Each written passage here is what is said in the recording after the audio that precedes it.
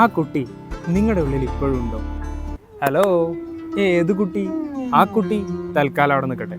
ഇത് നിങ്ങളുടെ ഉള്ളിലെ നിങ്ങളാകുന്ന കുട്ടി. ഫ്ലൈറ്റൊക്കെ പോകുന്നത് കാണുമ്പോൾ അത്ഭുതത്തോടെ നോക്കി നിൽക്കുന്ന ഒരു സുഹൃത്ത് ചുമ്മാ ഇരിക്കുന്നത് കാണുമ്പോൾ ശല്യപ്പെടുത്തുകയും തല്ലി ഓടുകയും ചെയ്യുന്ന ചെറിയ തമാശകൾക്ക് പോലും പൊട്ടിച്ചിരിക്കുന്ന ആ കുട്ടി ഇപ്പോഴും അവിടെ തന്നെ ഇല്ലേ? ബാല്യകാല സഖിയിൽ മജീദ് പറയുന്നുണ്ട്, ആ കുട്ടിക്കാലം തന്നെ മതിയായിരുന്നു, വളർന്നത് കൊണ്ടല്ലേ ദുഃഖങ്ങളും ദുരിതങ്ങളും കൂടിയത് എന്ന്. നമ്മൾ മനുഷ്യന്മാരുടെ ഹാപ്പിനെസ് കർവ് എടുത്തു കഴിഞ്ഞാൽ ഇങ്ങനെ യു ഷേപ്പിൽ പോകുന്നത് കാണാം.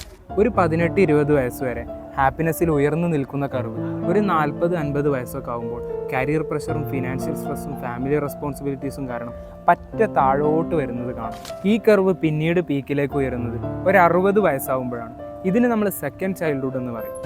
നമ്മുടെ ഇന്നർ ചൈൽഡിനെ എപ്പോഴും നമ്മുടെ ഉള്ളിൽ കീപ്പ് ചെയ്യണം എന്നുള്ളതാണ് ആഹ്ലാദകരമായൊരു ജീവിതത്തിനും നല്ല ബന്ധങ്ങൾ ഉണ്ടാക്കിയെടുക്കുവാനും നമ്മുടെ മെൻ്റൽ ഹെൽത്തിനും അത് ആവശ്യമാണ്.